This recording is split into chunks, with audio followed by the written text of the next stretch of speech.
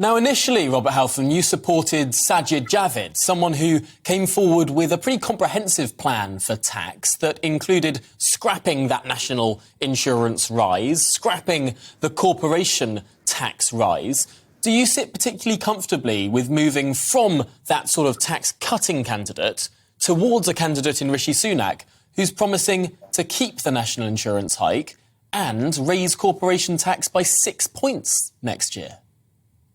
Well, the first thing I'd say is that I've known Sajid Javid for 34 years, and I thought that he would make a good Prime Minister, and I was proud to support him. I did always believe that we had to deal with the national debt. I'm very much with Mrs Thatcher on this, who said we had to be the party of good housekeeping. The facts are that we have £80 billion to pay off in debt interest alone over the coming year. The overall debt is £2 trillion.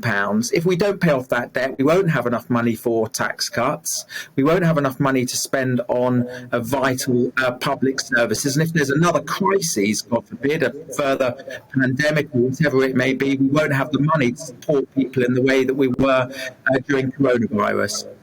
And yet, just a couple of days ago, the CEBR, a very respected body, came forward and said that because of the amount of inflation in the United Kingdom economy right now, receipts to the Exchequer are going to be far higher than were expected, about £60 billion more headroom than was expected.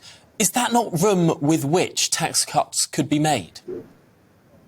Well, the Chancellor said that he will look to further cut the cost of living for families over the coming months. But the important thing is we still have to deal with the national debt, even if that headroom is right, as you describe. As I mentioned, we have 80 billion of debt interest alone. Just imagine if we had that money for tax cuts and for cutting the cost of living. I've always believed in good housekeeping. And the other important thing to note is the Chancellor just spent when he was Chancellor only a few weeks ago, £37 billion on a package to cut the cost of living, not just with national insurance tax cuts, but with a 400 rebate to people across the country in terms of the energy bills. 8 million of the most vulnerable families will get up to £1,200. So he has done everything possible to cut the cost of living. He's cut taxes for people who need those tax cuts, particularly those who are lower earners. So I think the Chancellor is being actually very responsible. He's not making promises that he can't